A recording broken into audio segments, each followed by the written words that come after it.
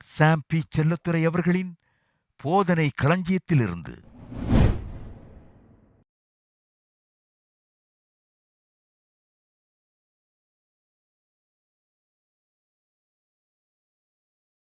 என்னை ஆசீர்வதிப்பதற்கு என்னுடைய அனுமதி தேவைப்படுகிறது தேவனுக்கு. என்னுடைய அனுமதி இல்லாம தேவனே என்னை ஆசீர்வதிக்க முடியாது. ஹலோ, இருக்கீங்களா? இதுக்கு தான் ஜெபம். நான் ஜெபிக்கிறதன் மூலமாக, நான் வேண்டிக் கொள்ளுகிறதன் மூலமாக தேவனுக்கு நான் அனுமதி வழங்குகிறேன் என்னை ஆசீர்வதிக்கிறதுக்கு. என்னை ஆசீர்வதிக்கிற அவருக்கு சித்தம் இருக்குது, அவருக்கு ஆசை இருக்குது, அவருக்கு திட்டம் இருக்குது, அதற்கு வேண்டிய எல்லாவற்றையும் செய்திருக்கிறார். ஆனால் அவரே என் மேல ஆசீர்வாதத்தை அப்படி கொட்டுகிறது கிடையாது. நான் அதை அவர் எனக்கு தரும்படியாக அவருக்கு அனுமதி தர வேண்டும், அனுமதி வழங்க வேண்டும். ஏனென்றால் என்ன ஒரு சித்த சுயாதீனம் உள்ளவனாய் என்னை உண்டாக்கி இருக்கிறார். அந்த சித்த சுயாதீனத்தை, என்னுடைய சுதந்திரத்தை, என்னுடைய உரிமையை, சித்தம் கொள்ளக்கூடிய, சிந்திக்கக்கூடிய, செயலாற்றக்கூடிய அந்த ஆற்றலை நான் பயன்படுத்த வேண்டும், நான் தெரிந்து கொள்ள வேண்டும். அப்பதான் கர்த்தரே என்னை ஆசீர்வதிக்க முடியும். பாருங்க, அடுத்தது முதல்ல என்ன, நமக்கு சித்த சுயாதீனம் கொடுக்கப்பட்டிருக்கிறவர்களாலே நம்முடைய பர்மிஷன் இல்லாமல் தேவன் நமக்கு ஒன்றுமே செய்ய முடியாது. ரெண்டாவது, எந்த வரம்புக்கும் உட்படாத எல்லையற்ற கடவுள் தேவன், எல்லாவற்றையும் கடந்தவர், சர்வ வல்லவர். ஆங்கிலத்தில் சொல்றாங்க unlimited, transcendent and almighty God. அன்லிமிட்டட்னா எல்லையற்ற, எந்த விதமான வரம்பும் கிடையாது அவருக்கு. இது முடியாது, அது முடியாது, இவ்வளவு தூரம் தான், அதுக்கு மேல கிடையாது, அதெல்லாம் கிடையாது. அவருக்கு வரம்பே கிடையாது, எல்லையற்றவர் அவர், எல்லா எல்கைக்கும் அப்பாற்பட்டவர். அது மட்டுமல்ல, அவர் டிரான்செண்டன்ட். டிரான்செண்டன்ட்னா எல்லாவற்றையும் கடந்தவர், அதான் கடவுள்ன்றோம். எல்லாவற்றையும் கடந்தவர், எதுக்கும் அவர் உட்படுத்த முடியாது, போட்டு அடைக்க முடியாது அவரை. இப்படித்தான் நீ பண்ணணும்னு சொல்லி அப்படி இப்படி பண்ண முடியாது அவரை. எல்லாவற்றையும் கடந்தவர் அவர், எல்லா எல்கைக்கும் அப்பாற்பட்டவர், சர்வ வல்லவர் அவர். அப்பேற்பட்ட தேவன் எப்படி நம்முடைய ஜெபத்தை கேட்பார்? நிறைய பேர் நினைச்சிட்டு இருக்காங்க நம்ம நல்லா கண்ணீர் விட்டா கேட்பாருங்க. நான் சொல்ற மறுபடியும், அவர் எல்லையற்றவர், எந்த வரம்புக்கு உட்படாதவர். அவரை போட்டு நீங்க கேட்க வைக்க முடியாது, அவர் கேட்க மாட்டார். அவர் எல்லாவற்றையும் கடந்தவர், அவரை கேட்க வைக்கிறதுங்கிறது அப்படி நடக்காது. சிலர் நினைக்கிறாங்க மாம்சீகமா எதையாவது பண்ணி அழுது பிறண்டு உருண்டு குட்டிகரணம் போட்டு ஆண்டவரே அப்படின்னு போட்டு ஒரே சர்க்கஸ் பண்ணி அவருக்கு முன்னால என்னத்தையாவது பண்ணி அவருடைய அட்டென்ஷனை கிராப் பண்றதுக்கு. நான் நினைக்கிறேன் ஜனங்க நினைச்சுக்கிட்டாங்க அவர் ஏதோ அவங்க அப்பா அம்மா மாதிரி நினைச்சு. சின்ன பிள்ளைங்க பாருங்க, அவங்க அப்பா அம்மா அட்டென்ஷனை கிராப் பண்றதுக்கு, அட்டென்ஷனை வாங்குறதுக்கு, கவனத்தை ஈர்க்கிறதுக்கு, கேட்டதை கொடுக்கலன்னா போட்டு குட்டிகரணம் போட்டு குதிச்சு அழுது ஓன்னு கீழே படுத்து புரண்டு எல்லாம் பண்ணு பாருங்க. சிலருடைய ஜபங்கள்லாம் அப்படிதான் இருக்குது. இருக்கீங்களா? சிலருடைய ஜபங்கள்லாம் இப்படியாவது கர்த்தர் கேட்பாரா? நான் சொல்றேன், அவர் வரம்புக்கு உட்படாத தேவன், எல்லையற்றவர், எல்லாவற்றையும் கடந்தவர், சர்வ வல்லமுள்ள தேவன். இந்த குட்டிகரணத்துக்கெல்லாம் அவர் இறங்கி வர்றதே கிடையாது. பிள்ளைகளுக்கு கூட குட்டிகரணம் போடும்போது ஒன்றும் தராதீங்கன்னு சொல்லி இருக்குது. அப்படிதான் போதிக்கிறாங்க. போடு நல்லா குட்டிகரணம், ஒன்று கற்றுக்க, இது போடுறதுனால உனக்கு ஒன்றும் கிடைக்காது, எந்திரிச்சு ஒழுங்காக உட்காந்தினா தான் கிடைக்குங்கிறத அவன் சின்ன வயசுலேயே கற்றுக்கணும். இல்லைன்னா அதே பழக்கமாயிடும். ஒவ்வொரு முறையும் உளுந்து அருந்து அழுது பிறன்னு ஒன்று கொடுத்துருவாங்க, தொல்லை தாங்காமல் கொடுத்துருவாங்கன்னு.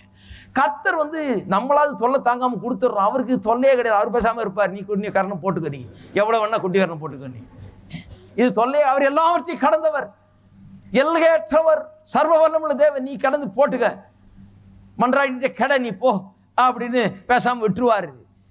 இந்த எல்லையற்ற தேவன், எல்லாவற்றையும் கடந்த தேவன், சர்வ வல்லமுள்ள தேவன், இவருடைய கவனத்தை நான் இருக்க வேண்டும் என்றால், இவரை என் பக்கம் திரும்ப செய்ய வேண்டும் என்றால், இவர் நான் செய்கிற ஜெபத்தை கேட்க வேண்டும் என்றால், இந்த குட்டிகாரனெல்லாம் போட்டு இந்த மாம்சீக முயற்சியில இறங்கினா நடக்காது. நான் ஒன்றை செய்ய வேண்டும். என்ன செய்ய வேண்டும்? அவருடைய வார்த்தை, அவருடைய வாக்குத்தத்தங்கள், அவருடைய நோக்கங்கள் என்னன்னு பார்த்துட்டு, ஆண்டவரே இப்படி சொல்லி இருக்கிறீரே, இப்படி வாக்கு பண்ணி இருக்கிறீரே, உங்களுடைய நோக்கத்தை இப்படி வெளிப்படுத்தி இருக்கிறாரே, நீர் வாக்கு மாறாத தேவனாச்சே, இப்படி சொல்லி இருக்கிறபடினால் அப்படி செய்யும் என்று சொன்ன உடனே, அவர் எல்லையற்றவராய் இருந்தாலும், வரம்புக்கு உட்படாதவராய் இருந்தாலும், சர்வ வல்லமுள்ளவராக இருந்தாலும், அவருடைய வார்த்தையை பற்றி நீங்க பேசுறதுபடினாலே, அவர் தம்முடைய எல்லா பிரஸ்தாபத்தை காட்டிலும் தம்முடைய வார்த்தையை மகிமைப்படுத்தினார் என்று எழுதியிருக்கிறபடினாலே, அவர் என்ன பண்றாரு? அவர் வானத்திலிருந்து பார்க்கிறார். அவர் சொல்ற, என் வார்த்தையை பேசுற நீ, என் வார்த்தையை தான் நான் மதிக்கிறேன். பரலோகம் என்னுடைய வார்த்தையை தான் மதிக்கிறது. வெள்ளியும் பொண்ணும் பரலோகத்தில் பொண்ணை தரையில போட்டு நடக்கிறாங்க, அதை மதிக்கிறதே கிடையாது. ஹலோ, பரலோகம் என்னுடைய வார்த்தையை மதிக்கிறது. நானே என்னுடைய வார்த்தையை தான் மதிக்கிறேன். நான் வார்த்தையின் தேவன். ஆகவேதான் எல்லாவற்றை காட்டிலும் என்னுடைய வார்த்தையை நான் பிரஸ்தாபப்படுத்தி வைத்திருக்கிறேன், மேன்மைப்படுத்தி வைத்திருக்கிறேன். நீ என்னுடைய வார்த்தையை பேசுனா உன்னுடைய பக்கமாக நான் ஈர்க்கப்படுகிறேன். என்னுடைய கவனம் உன் பக்கம் திரும்புகிறது. எல்லையற்ற தேவனாயிருந்து எல்லா வரம்புக்கும் அப்பாற்பட்டவராயிருந்தாலும் என்னுடைய கவனம் எல்லாம் உன் பக்கம் திரும்புது. ஏன்னா என்னுடைய வார்த்தையை நீ நினைவுபடுத்துகிறாய், என்னுடைய வாக்கு தத்தத்தை நீ எடுத்துக்கொண்டாய், அதை விசுவாசித்து அதில் நின்று கொண்டிருக்கிறாய், அதில் எனக்கு கவனம் எல்லாம் உன்னிடத்தில் திரும்புகிறது என்று சொல்கிறார். இருக்கீங்களா? அப்போ எப்படி எதை செஞ்சா கர்த்தருடைய கவனத்தை திருப்புறதுன்னு சரியா கற்றுக்கணும். இந்த சர்க்கஸ் எல்லாம் பண்ணிட்டு இருக்கக்கூடாது. கர்த்தர்கிட்ட அழுது பரண்டு இப்படி செஞ்சா கேட்பாரு, அப்படி செஞ்சா கேட்பாரு. ஒருத்தர் சொல்ல, நான் விடுறது இல்லைங்க, கர்த்தர் செய்யாமல் நான் சாப்பிட மாட்டேன். நான் அப்படிப்பட்ட ஆளுகள்லாம் பார்த்துருக்கேன். மரியாதையாக பிறகு சாப்பிட ஆரம்பிச்சிடுறாங்க. அந்த மாதிரி உபவாசங்கள்லாம் கர்த்தர் கனம் பண்ணுகிறது கிடையாது. உபவாசத்துக்கு வேற முறை இருக்குது, சரியான உபவாசம், அதுதான் கரெக்டு. என்னுடைய தேவையை பார்த்து கர்த்தர் செய்ய மாட்டாரா? ஆகவேதான் என்னுடைய தேவையை வைத்து நான் கதறி கொண்டிருக்கிறேன். தேவையை பார்த்து அவர் உண்மையை செய்கிறதே கிடையாது.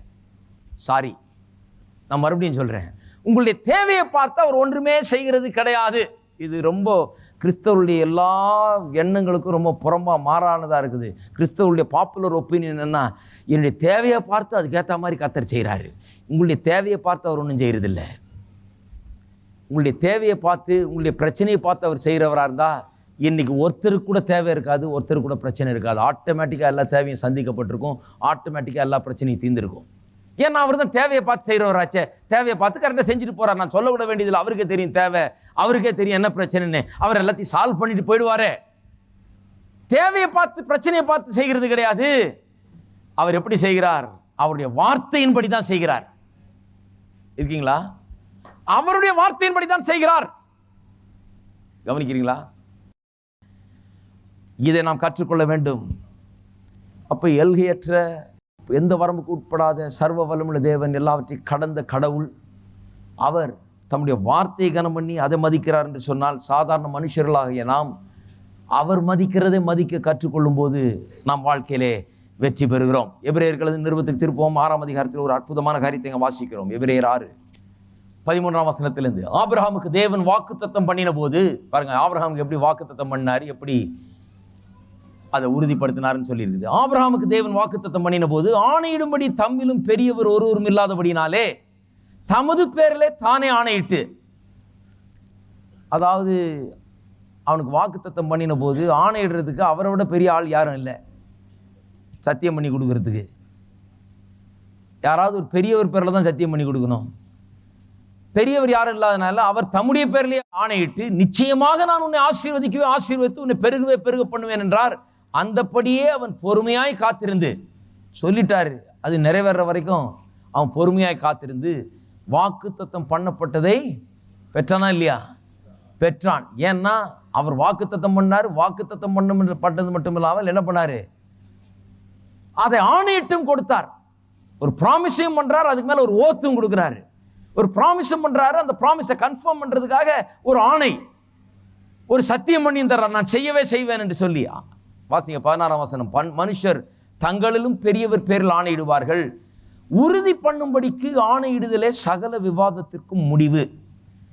அதாவது சொன்னதை ஒரு ஆள் நிறைவேற்றுவானா நிறைவேற்ற மாட்டானா என்கிறத விவாதம் வரும்போது, நீ சொல்லியிருக்க 100 ரூபா தருவேன்னு சொல்லியிருக்க, செய்வியா செய்ய மாட்டியா அப்படின்னு அவன் சொல்கிறான், சத்தியமாக நான் செய்வேங்க, இவர் மேலே சத்தியமாக சொல்கிறேன், அவர் மேலே சத்தியமாக சொல்கிறேன், செய்வேன். அப்போ அது என்ன ஆகிடுது? சகல விவாதத்திற்கும் அது என்ன போட்டுருது? முடிவை ஏற்படுத்தி விடுகிறது. சரி, சத்தியமாக செய்வேன்னு சொல்லிட்டு, அதனால் விட்டுறேன் உன்னை, நீ செய்வேன். ஏன்னா நீ செய்வேன்னு சொன்னது மட்டும் இல்லாமல் சத்தியம் பண்ணி கொடுத்துருக்கிற. அந்த சத்தியமானது, அந்த ஆணையிடுதல் எல்லா விவாதத்துக்கும் ஒரு முடிவை கொண்டு வந்திருக்கிறது. நீ சொன்னபடி செய்வே, ஏன்னா சொன்னது மட்டும் இல்லை, சொன்னதை நிச்சயமா நிறைவேற்றுவேன்னு சத்தியமும் பண்ணி கொடுத்திருக்கிற. அதுதான் அதனுடைய அர்த்தம். மனுஷர் தங்களில் பெரியவர்கள் பேரில் ஆணையிடுவார்கள், உறுதி பண்ணும்படிக்கு ஆணையிடுதலே சகல விவாதத்திற்கு முடிவு. அந்தபடி தேவனும், அதே மாதிரி தேவனும் வாக்குத்தத்தம் பண்ணப்பட்டவைகளை சுதந்தரித்துக் கொள்ளுகிறவர்களுக்கு தமது ஆலோசனையின் மாறாத நிச்சயத்தை பரிபூர்ணமாய் காண்பிக்கும்படி சித்தமுள்ளவராய் ஓர் ஆணையினாலே அதை ஸ்திரப்படுத்தினார். எப்படி சொல்லியிருக்கு பாருங்க. கர்த்தர் ஒரு வாக்குத்தத்தம் பண்ணார் ஆபிரகாமுக்கு. அவனுக்கு பண்ண வாக்குத்தத்தம் இல்லாது அந்த வாக்குத்தத்தம் இப்போ நமக்கும் வந்து கிடைச்சிருக்கு தான் இயேசு கிறிஸ்துவின் மூலமாக. அப்போ அது நம்ம எல்லாருக்கும் பண்ண வாக்குத்தத்தம். அப்போ வாக்குத்தத்தம் பண்ணப்பட்டவர்களை சுதந்திரித்து கொள்ளுகிறவர்களுக்கு, அதனால தான் அப்படி சொல்லியிருக்கு. வெறும் ஆபிரகாமை சொல்லலைங்க. முதல்ல ஆபிரகாம்னு ஆரம்பிச்சு இப்போ வாக்குத்தத்தம் பண்ணப்பட்டவர்களை சுதந்திரித்துக் கொள்ளுகிறவர்கள் நம்ம எல்லாரும் புதிய ஏற்பாட்டு சபைகள் எழுதிட்டு இருக்கிறார். அவர் சுதந்திரித்துக் கொள்ளுகிறவர்களுக்கு தமது ஆலோசனையின் மாறாத நிச்சயத்தை காண்பிக்கும்படிக்கு, நான் சொன்னதை நிச்சயமா செய்வேன் என்று காண்பிக்கும்படி, என்னுடைய ஆலோசனை மாறாது, என்னுடைய வார்த்தை மாறாது, என்னுடைய வாக்குத்தத்தம் மாறாது, இது நிச்சயம், இது நடப்பது நிச்சயம், இது மாறாத நிச்சயம் என்பதை காண்பிக்கும் பொருட்டு காண்பிக்கும்படி சித்தம் உள்ளவராய் ஒரு ஆணையினாலே அதை ஸ்திரப்படுத்தினார். கன்ஃபார்ம் பண்ணி கொடுத்தாராம் ஒரு ஆணையினாலே. கர்த்தர் வாக்குத்தத்தம் பண்ணியிருக்கிறார், அதை நிறைவேற்றிய தீர்வென்று ஆணையினாலே வாக்குத்தத்தம் பண்ணி கொடுத்திருக்கிறார். நமக்கு முன் வைக்கப்பட்ட நம்பிக்கையை பற்றி கொள்ளும்படி அடைக்கலமாய் ஓடி வந்த நமக்கு 2 மாறாத விசேஷங்களினால் நிறைந்த ஆறுதல் உண்டாகும்படிக்கு எவ்வளவேனும் பொய் உரையாத தேவன் அப்படி செய்தார். கொஞ்சம் கூட பொய் சொல்கிற ஆள் தான் எப்போ பார்த்தாலும் சத்தியம் பண்ணி கொடுத்துட்டு இருக்கணும். ஆனால் கொஞ்சம் கூட பொய் சொல்லாத தேவன் நமக்கு ஒரு நிச்சயம் உண்டாகும்படி, அவர் வார்த்தையை சொன்னால் அதை நிறைவேற்றுவார் என்கிற நிச்சயம் அவருக்கு நிச்சயம் இருக்குது. அவர் நிச்சயமாக நிறைவேற்றுவார். அவர் ஆணையிட வேண்டியதே கிடையாது. ஆணையிடுறதே அவருக்கு பிடிக்காதுன்னு கேட்டா இயேசு கிறிஸ்தா தான் போதிக்கிறார். ஆணையிட வேணான்னு சொல்றாரு. ஆணையிடுறதே அவருக்கு பிடிக்காது. சொன்னபடி செய். என்ன ஆணையிடுறது, என்ன சத்தியம் போட்டு கொடுக்குறது, அதெல்லாம் தேவையே இல்லை. வார்த்தை எஸ்னா எஸ், நோன்னா நோன்னு இருக்கணும் அப்படின்னு போதிக்கிறார் அவர். இருந்தாலும் எனக்கு நிச்சயம் உண்டாகும்படியாக, நான் அதை நம்பும்படியாக, நான் அதை பற்றி கொள்ளும்படியாக, நான் அதை விசுவாசிக்கும்படியாக, அவர் சொன்னதை என்ற வாழ்க்கையில் அவர் நிறைவேற்றுவார் என்பதை நான் நிச்சயமாய் அறிந்து கொள்ளும்படியாக, எனக்கு உதவி செய்யும்படியாக, எனக்கு அது மூலமாக நிறைந்த ஆறுதல் உண்டாகும்படியாக, தைரியம் உண்டாகும்படியாக, நிச்சயம் உண்டாகும்படியாக, பொய்யுரையாத தேவன், எவ்வளவேனும் பொய்யுரையாத தேவன், கொஞ்சம் கூட பொய் சொல்லாத தேவன் ஆணையிட்டு கொடுக்கிற வரைக்கும் போயிட்டாரு. ஏனென்றால் ஒரு காரியத்தை நாம் தெரிந்து கொள்ள வேண்டும் என்று விரும்புகிறார். கவனிக்க வேண்டும். அது என்ன?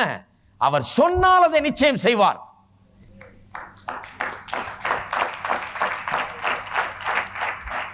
அப்ப இவ்வளவு தூரம் எவ்வளவு வேணும் பொய்யுரையாத தேவன், ஆணையிடவே அவசியம் இல்லை. நம்ம தான் அந்த ஆணையெல்லாம் சொன்னா சில நேரத்தில் செய்ய மாட்டோம். அதனால சத்தியம் எல்லாம் பண்ணி கொடுக்க வேண்டியதா இருக்குது. சில சொல்றாங்க எங்கள் அம்மா மேலே சத்தியம், வேதம் சொல்லுது சத்தியெல்லாம் போடாத, வானத்தின் மேலே சத்தியம் பண்ணாத, ஏனென்றால் அது தேவனுடைய சிங்காசனம். பூமியின் மேலே சத்தியம் பண்ணாத, அது பாதபடி. உன் தலையின் மேலே சத்தியம் படாத, ஏன்னா இந்த ஒரு முடியை கூட கருப்பாக்கவோ வெள்ளையாக்கவோ உன்னால முடியாது. ஆனா கர்த்தர் சர்வ வல்லமையுள்ள தேவன், கருப்பாக்கவும் முடியும், வெள்ளையாக்கவும் முடியும். வானம் அவர் சிங்காசனம், பூமி அவருடைய பாதபடி. அப்பேற்பட்ட சர்வ வல்லமையுள்ள தேவன் சொன்னதை நிறைவேற்றக்கூடிய வல்லமை உள்ள தேவன். அவர் சொல்றாரு, நீ இதை நம்பணும். என்ன நம்பணும்? நான் சொன்னா நான் அதை நிச்சயம் செய்வேன். நீ அதை நம்பும்படியாக, உனக்கு உதவும்படியாக, உனக்கு எப்போதும் அதில் ஆறுதலை நீ காணும்படியாக, உனக்கு அது நிச்சயம் உண்டாகும்படியாக, இந்த மாறாத நிச்சயத்தை உனக்கு தரும்படியாக நான் இப்படி செய்கிறேன். 2 காரியத்தை பண்ணியிருக்கேன். வாக்குத்தத்தம் மட்டும் கொடுக்கல, அதை ஆணையிட்டும் கொடுத்திருக்கிறேன். நான் நிச்சயமாய் அதை நிறைவேற்றுவேன்னு சொல்ற. இவ்வளவு செய்த பிறகு தான் பாயிண்ட். இவ்வளவு செய்த பிறகு வாக்குத்தத்தத்தையும் கொடுத்து பொய்யே கொஞ்சம் கூட சொல்லாத தேவன் ஆணையம் விட்டு கொடுத்திருக்கும் போது நம்ம இந்த வசனத்தை பார்க்காம குட்டிகரணம் போட்டிருந்தா எப்படி நம்மளை மதிப்பார் அவர்? நாம வசனத்தின் அடிப்படையில் வராம வசனத்துல சொல்லி இருக்கிறீர் ஆண்டவரே, சொன்னபடி செய்யும் என்று கேட்டாதான் நம்ம மதிப்பார் ஒழிய, இவ்வளவு சொல்லி இருந்தோம் அதை நம்ம கவனிக்கிறதே கிடையாது, அதை தியானிக்கிறதும் கிடையாது, அதை புரிஞ்சு கொள்றதும் கிடையாது, அதை எடுத்துக்கொள்றதும் கிடையாது, அதை நம்புறதும் கிடையாது. ஆனா என் தேவையை பார்த்து கர்த்தர் சந்திப்பார், என் அழுகையை பார்த்து கர்த்தர் சந்திப்பார், என் கூப்பாடை பார்த்து கர்த்தர் சந்திப்பார், என் உபவாசத்தை பார்த்து சந்திப்பார், நான் கடுங்காப்பி குடிக்கிறதுனால சந்திப்பார், நான் எச்சையை கூட முழுங்காம இருக்கிறேன் அதனால கர்த்தர் சந்திப்பார்.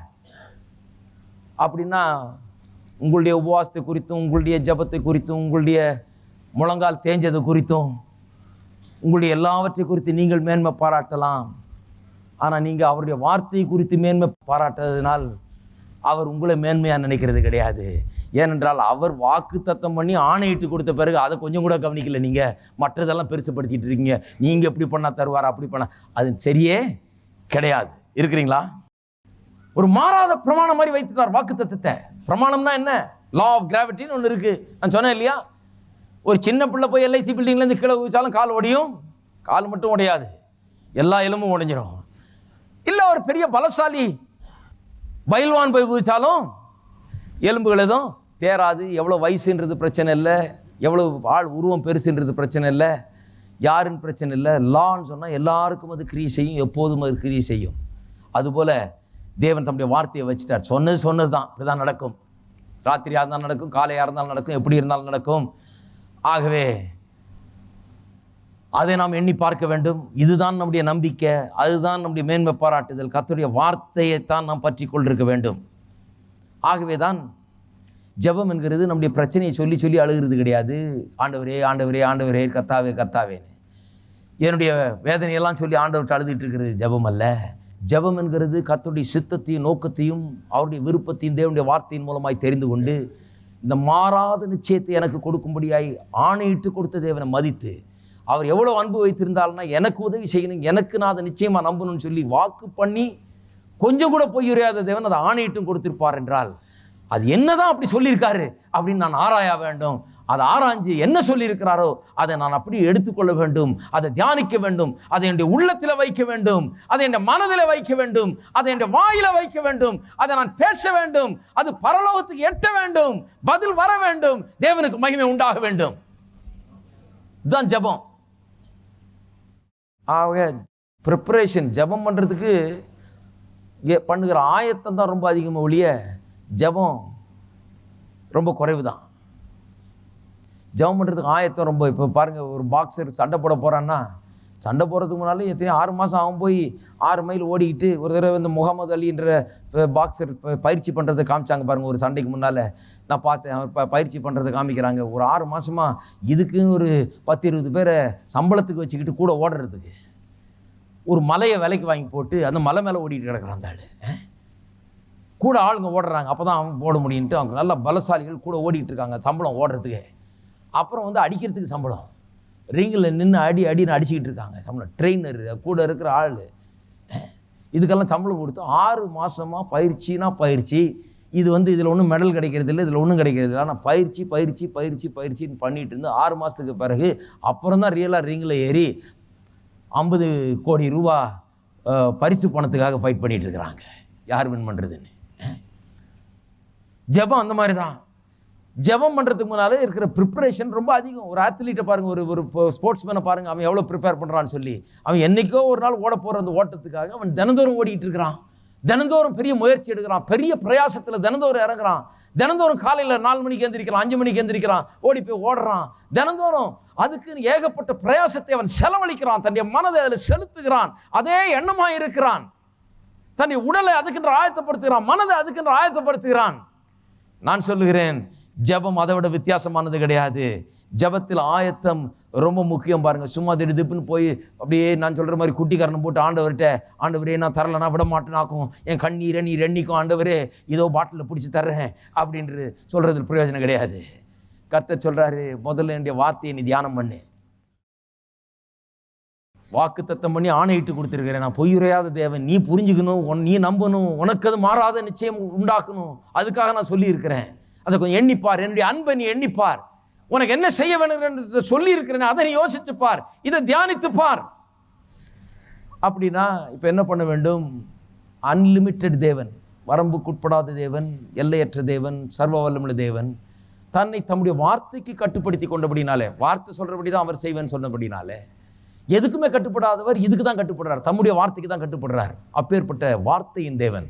அப்படியே அவர் இருக்கிறபடினாலே ஜெபத்திலே நாம் இப்பொழுது இருதயத்தில் அவருடைய வார்த்தையை ஃபுல்லாக வைத்து, முழுவதுமாய் இருதயத்தில் வைத்து ஜெபத்திலே அவருடைய வார்த்தையை நாம் பேச வேணும். அதுதான் ஜெபம். இருதயத்தின் நிறைவினால் வாய் பேசும். இருதயம்னா ஆவி, மனுஷன் ஆவியாக இருக்கிறான், அவனுக்கு ஒரு மனம் அல்லது ஆத்மா இருக்கிறது, அவன் ஒரு சரீரம் என்ற கூடிலே குடியிருக்கிறான். அப்ப அவனுடைய ஆவி மனிதனுக்குள்ளாக தேவனுடைய வார்த்தை உள்ளே இறங்க வேண்டும். ஜெபம் என்கிறது ஒரு ஆவிக்குரிய ஒரு காரியம். ஜெபம் என்கிறது ஒரு மாம்சீக முயற்சி இல்லை. நான் வந்து கையும் காலையும் அசைச்சுக்கிட்டு உருண்டுகிட்டு கிடக்கிறது இல்லை. ஜெபம் என்கிறது என்னுடைய ஆவியில தேவனுடைய வார்த்தையினாலே நிரம்பி இந்த இருதயத்தின் நிறைவினால் வாய் பேசுகிறது தான் ஜெபம். அது தேவனை என் பக்கமாக தேவனுடைய கவனத்தை இழுக்கிறது. எப்படி இருதயத்தில் வைக்கிறது, ஆவியில் வைக்கிறது தேவனுடைய வார்த்தையை. இரவும் பகலும் அதிலே தியானமாக இருக்கிற மனுஷன் பாக்கியவான். அதனால தான் சொல்லியிருக்குது. அதனால தான் யோசுவாவுக்கு சொன்னார், வெற்றிகரமாக வாழ வேணுமா, நீ நினைச்சதெல்லாம் நடக்கணுமா, நீ செய்கிறதெல்லாம் வாய்க்கணுமா, நான் ஒன்று சொல்லுகிறேன், இந்த புஸ்தகம் உன்னுடைய வாயை விட்டு பிரியாது இருப்பதாக. இதில் தியானம் பண்ண கவனமாயிரு, இதை செய்ய கவனமாயிரு, அப்பொழுது நீ உன் வழியை வாய்க்க பண்ணுவாய், நீ புத்திமானாய் நடந்து கொள்வாய். 7ஆம் வசனத்தில் சொல்லுகிறாரு, பயப்படாத, திடமனதா இரு. சும்மா பயந்து சாகிறதுல பிரயோஜனம் இல்லை. என்ன செய்யணுமோ அதை செய். பயப்படுறதை விட்டுட்டு இதை பிடி, இதை தியானி, இரவும் பகலும் இதில் இறங்கு, இரவும் பகலும் இதை சிந்தி, இதை உள்ளத்துல வை, ஆவி அதனால் நிரப்பி விட்டு இந்த ஆவியின் நிறைவினாலே வாய் பேசட்டும். உள்ள என்ன நிரம்பி இருக்குதோ அது வாயில வரட்டும். Preparation takes more time than prayer. ஜெபம் பண்ணுவதற்கு ஆயத்தம் ஜெபத்தை காட்டிலும் அதிக நேரம் எடுக்கிறது. ஆயத்தம் சரியா பண்ணிட்டா ஜெபம் டக்குன்னு பண்ணலாம், பெற்றுக்கொள்வதையும் டக்குன்னு நாம் பெற்றுக்கொள்ள முடியும். மனிதனுடைய ஆவி, உள்ளான மனிதனுக்குள்ளே இந்த மாறாத நிச்சயம் உண்டாக வேண்டும். வாக்கு தத்தம், அதன் மேல் அவர் ஏற்றிருக்கிற ஆணை, இதனுடைய மாறாத நிச்சயம் உள்ளத்திலே உண்டு பண்ணப்பட வேண்டும். அது பண்ணி அந்த நிச்சயத்தின் விளைவாய் வாய் பேச வேண்டும். ஜெபத்தில் சந்தேகமே கிடையாது. பாருங்க, கர்த்தாவே நீர் சொன்னீர், அதை அப்படியே நிறைவேற்றும். திருப்போம் 2 நாளாகமும். ஜெபம்னா என்னன்னு பாருங்க, 2 நாளாகமும் 6:17. சாலமோன் ஜெபிக்கிறான். சாலமோன் எவ்வளோ பெரிய ஆள், எவ்வளோ பெரிய ராஜா, எவ்வளோ பெரிய ஒரு ஞானி பாருங்க, எப்படி ஜெபிக்கிறான் பாருங்க.